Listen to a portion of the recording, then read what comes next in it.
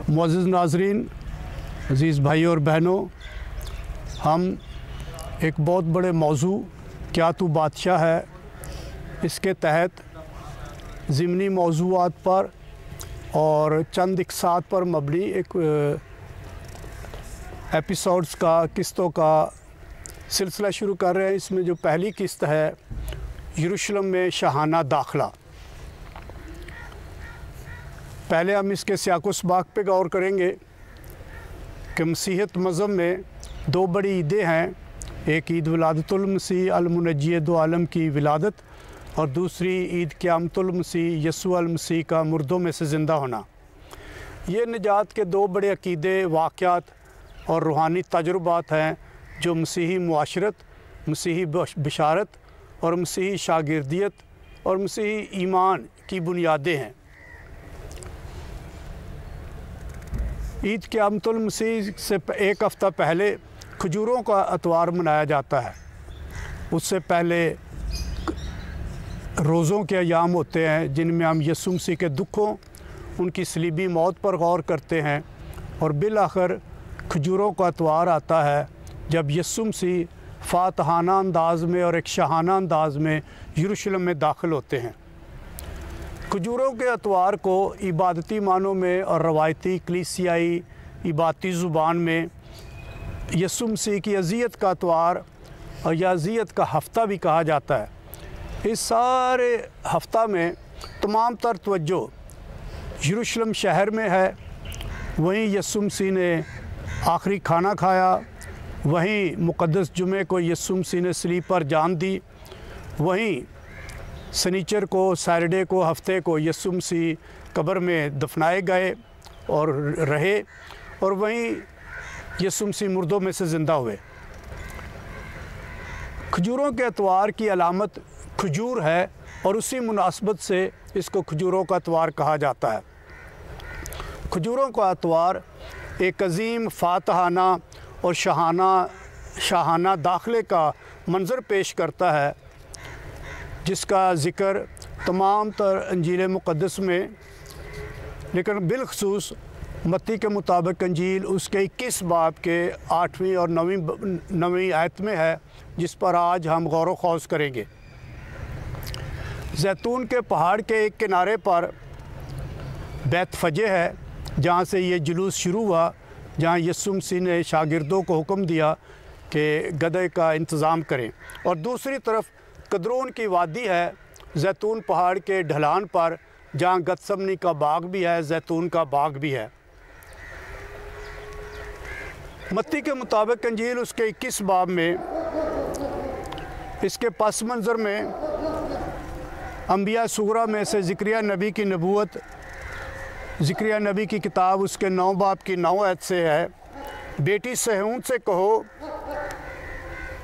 कि तेरा बादशाह तेरे पास आता है, वो हलीम है और गधे पर सवार।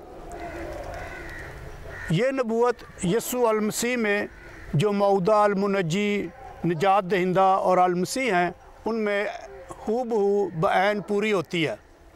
इससे पहले भी यसू मसीह यरूशलेम में आए, अपने ख़ानदान के दस्तूर के मुताबिक, शरई ज़ाब्तों के मुताबिक। पहले वो जब 40 दिन के थे, सवा महीने के, उस वक्त यरूशलेम में आए।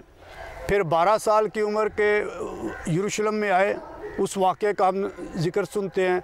फिर हर साल ज़ियारत की ईदें मनाने आते रहे और यरूशलेम में कई मोजज़ात भी हुए।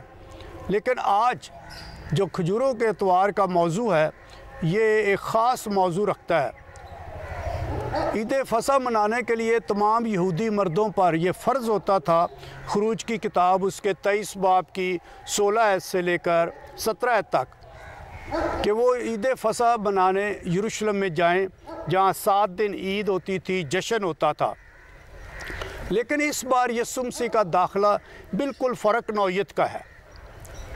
यहाँ मैं ये बताता चलूँ कि अहदनामा अतीक में अंबिया कराम ने एक तरफ तो खुदावंद का फरमान, खुदावंद का कलाम लोगों से बोला, कलाम किया, लेकिन कभी कभी उसी कलाम को पुरज़ोर और शिद्दत और संजीदगी के साथ और तवज्जो खींचने के लिए ड्रामाई अंदाज में पेश भी किया। इन्हें हम नबवी तमसीली अमल कहते हैं। जो कलाम करना था पहले उसे करके दिखाया। इर्मिया नबी की किताब उसके 19 बाब में शिकस्ता सराही की तमसील है जो खुदावंद के कहने पर उन्होंने बुज़ुर्ग काहिनों और शहर और उम्मत के सामने पेश की।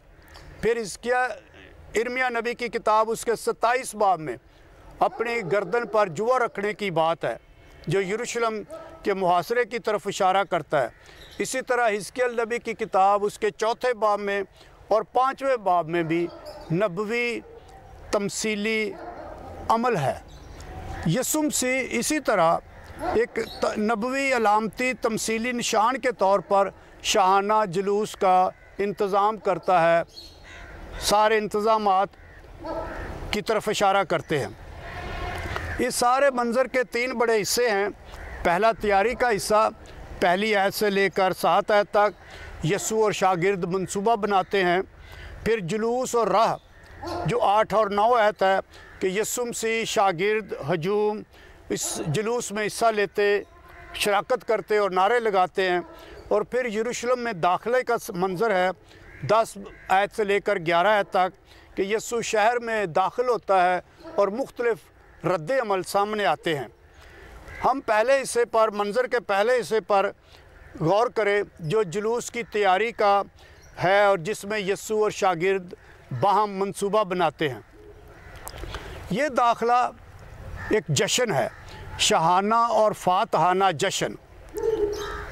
मलूक की पहली किताब के पहले बाब में जब अबशलोम का भाई दाऊद का बेटा अदोनिया बादशाह बनता है और दूसरी तरफ बेतशेबा और दाऊद का बेटा सुलेमान उसको बादशाह बनाने के लिए पेश किया जाता है, तो वह नरसिंगा फूंका जाता है, नारे लगाए जाते हैं।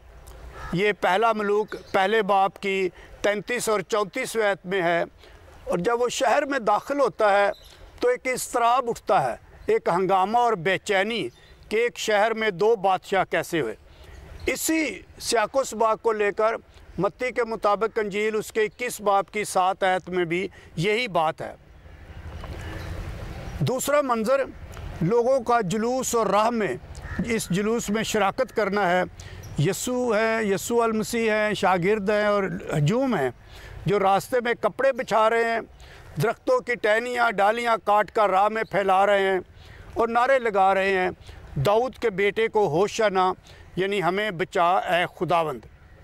कपड़े रास्ते में बिछाना इज़्ज़त और एहतराम की निशानी है।